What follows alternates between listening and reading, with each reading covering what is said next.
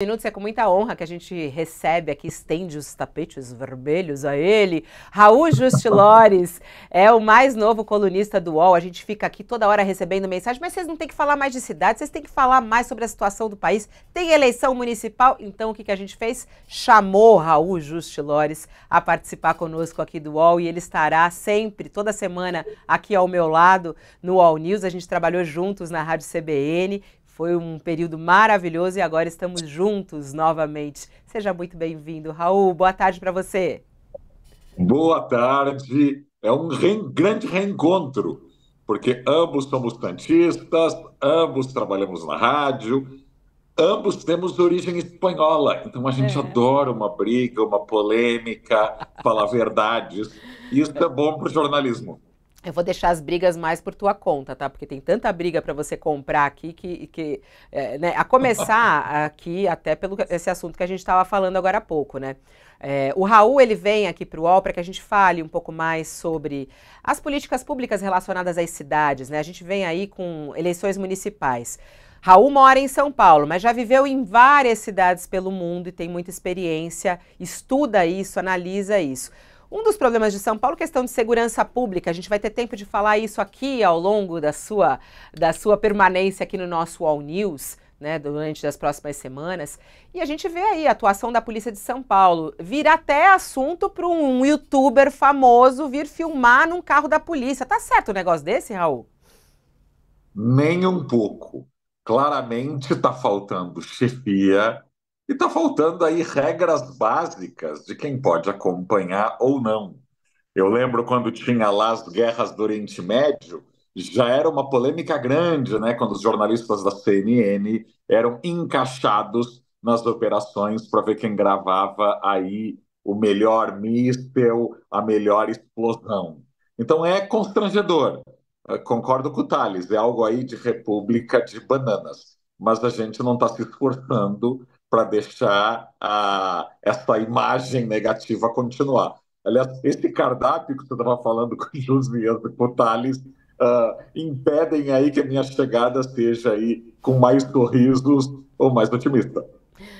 Aliás, o Raul ele tem uma característica, né, que ele bem pimentinha, né, e crítico em relação a como as pessoas tratam as cidades brasileiras, principalmente tratam a cidade de São Paulo. A estreia do Raul como colunista, ele faz uma provocação à região da Barra Funda e ao chamado Jardim das Perdizes. Estamos falando aí dessa nova tendência, que na verdade nem é nova assim, né? Que é transformar a cidade de São Paulo, né, em uma Dubai. E algumas pessoas gostam disso. E ele foca nessa coluna falando sobre o que se faz aí no Jardim das Perdizes. Achei até muito interessante no seu texto, Raul, você falando e até abre com um aviso às pessoas de que isso não vai acabar tão cedo, porque o que os nossos representantes, né, do setor imobiliário fazem se inspirar em Dubai, né? Eles querem transformar São Paulo e bairros de São Paulo em Dubai, é isso, Raul? A construtora que fez o Jardim das Perdizes nos últimos 10 anos anunciou que vai dobrar a aposta. Então, aí tem lançamentos com cerca de 5 bilhões de reais para continuar fazendo essa mini Dubai. E o que eu chamo a atenção é que não se constrói cidade tendo referências erradas. E eu não estou falando de prédio alto, porque Nova York tem um grande urbanismo e está cheia de prédio alto, e Londres também. O problema são os prédios altos espalhados, distantes entre si, onde tudo tem que ser feito de carro. Parece que os construtores da cidade não se dão conta que o trânsito já é insuportável, que a qualidade do ar aí é irrespirável e que a gente piora a cidade quando cria condomínios de costas para São Paulo. Aliás, eu coloquei fotos aí que vocês estão vendo. É um conjunto amuralhado, tem esses muros brancos aí. Cada prédio parece aí uma penitenciária, uma fortaleza. Então dá a entender que até o vizinho do Jardim das Perdizes não confia no prédio do lado, do vizinho. Aliás, Jardim das Perdizes, que na verdade fica na Barra Funda. Então, não só a arquitetura é fake, é uma Dubai aí de baixo orçamento, e quando a gente não se preocupa nem com a qualidade da arquitetura, nem com a qualidade do urbanismo, o resultado é São Paulo. Nesses 250 mil metros quadrados, podia morar muito mais gente, mas podia ter muito mais comércio, as pessoas podiam ir cortar o cabelo, ou ir na farmácia, ou ir na escola, ou qualquer outra coisa a pé, mas foi desenhado como aqueles condomínios do Morumbi dos anos 80. Então, 40 anos depois, a gente não aprendeu. E a gente não aprende porque não há crítica. A gente não fala de cidade, nem na mídia, nem no empresariado, nem nos políticos. A gente tem eleição municipal este ano e eu duvido que algum candidato já tenha falado de arquitetura ou de urbanismo para valer. Não adianta apenas falar, ai, está tudo ruim, está tudo errado. Eu quero detalhes. O que é que você mudaria? Você se A gente aprofundou? vai cobrar isso. Você sabe que tem um ponto, e aí conectando até com o nosso Abre, sobre a questão da segurança pública, que eu acho que é uma das grandes preocupações, né? Apesar de não ser algo que fique nas mãos do prefeito, todo mundo fala, segurança em São Paulo, morre de medo. E aí a gente conecta isso com a questão do urbanismo, e é exatamente isso que você está falando, Jardim das Perdizes. No teu texto, na tua coluna, Raul, você fala uma coisa que é muito interessante, que é o marketing que eles usam, né? E o bairro mais seguro. Por que isso é fake? Por que isso é mentira? Por que esses condomínios, muito pelo contrário, eles não trazem mais segurança para São Paulo? Você que escolhe morar num lugar desse, você contribui por quê? Para insegurança, não é isso? Totalmente. Aliás, se você der um Google agora, Arrastão São Paulo, você vai ver que os arrastões de São Paulo acontecem em condomínios muito fortificados. Porque uma vez que uma quadrilha invade o estacionamento, entra no subsolo e ninguém da rua consegue ver, essa área fica mais insegura. E pior, quando não tem ninguém na calçada, ninguém mesmo, você tem medo de passear com o cachorro, tem medo de esperar o seu Uber, tem medo de ir caminhando até a padaria que fica a 4 quadras. Não no caso do Jardim das Perdizes, porque não tem padaria a cada 4 quadras. Mas se você mora em bairros que de fato são mistos, que tem comércio, moradia, gente na rua, você se sente mais seguro. Então, nós estamos num círculo vicioso há décadas. Não tem gente na rua, você se sente mais inseguro. Você se sente mais inseguro, você não sai de casa. E aí morre o comércio de rua, aí morrem as calçadas, e para o tráfico, para o crime organizado, para quem está afim de fazer coisa errada, não tem lugar melhor que lugar vazio.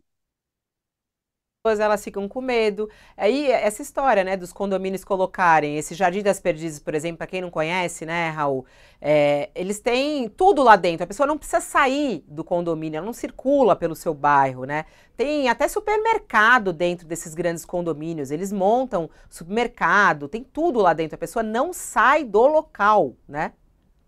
E o que graça tem você se sentir seguro, trancafiado, no 20º andar de um prédio? Para mim, segurança está na rua. Para mim, segurança está num bar às 10 da noite e não ter medo e não ser obrigado a sair correndo para casa. Ou seja, é bom lembrar, sim, a estética, vocês estão vendo nas fotos, é um lugar horroroso, parece que não teve arquiteto nem urbanista, a gente está acostumado, anestesiado pela feiura em São Paulo. Mas isso é muito pior. Se todos os bairros adotassem o estilo Jardim das Perdizes de morar, ou seja, se a Vila Mariana fosse aí amuralhada, ou Jabaquara, ou Santana, ou Higienópolis, a gente andaria onde? Não pode ser um cada um por si urbanístico. E, aliás, já que a gente vai falar muito nesta coluna semanal sobre política municipal, é bom lembrar, esse é um terreno que ficou aí décadas sem se saber o que ia fazer, né? A gente tem que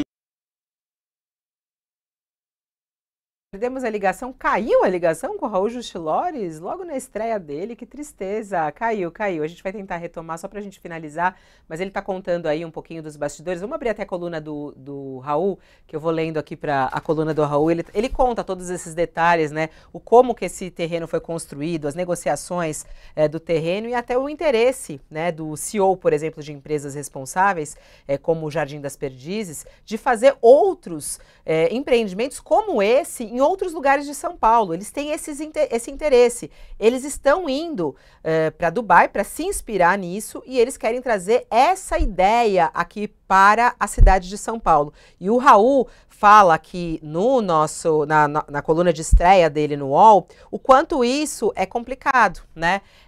Caiu enquanto você falava, inclusive, sobre essa inspiração e o Jardim das Perdizes, o Raul. Eu estava te ouvindo, Fabiola. Uma coisa importante: quando você não dá bola para o lugar que você mora ou para o seu bairro, e a tua única preocupação é a decoração, é a guarita, é o tamanho do muro, você está contribuindo para uma cidade mais hostil. Eu faço uma provocação no texto, peço aí que o assinante do UOL dê uma lida até o final, né? Não vale ler só o primeiro ou o segundo parágrafo, é que você tem que saber o que é que essa construtora fez antes. Que obras bacanas esses arquitetos projetaram. Se você não achar nada decente, tem que procurar outro. Porque parte da elite paulistana, esse é um empreendimento caro. Não é barato, apesar da arquitetura parecer barata. Se você pesquisa um restaurante antes de visitar, se você pesquisa um destino turístico, onde você vai ficar só uma semaninha, pesquise mais onde você vai comprar e passar 10, 20 anos.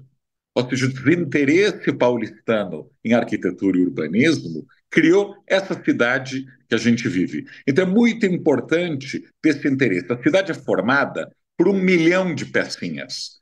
E o mercado imobiliário não é só mercado imobiliário. Tem quem aprovou, tem o investidor que participou e não deu a mínima, e tem o cliente. O cliente comprou. Se projetos muito ruins ou reacionários não tivessem cliente, eles não seriam construídos, eles não parariam em pé. Então, eu brinco, se o Brasil se inspirasse em gastronomia só no McDonald's, só no Paris 6, a gente estaria aí comendo muito mal. Muito bom, essa comparação ele faz no texto, é bem engraçado, né? Os arquitetos e os empreendedores se inspirando lá em Dubai, se os nossos chefes fossem se inspirar no McDonald's, a gente estava perdido. Ô, Raul,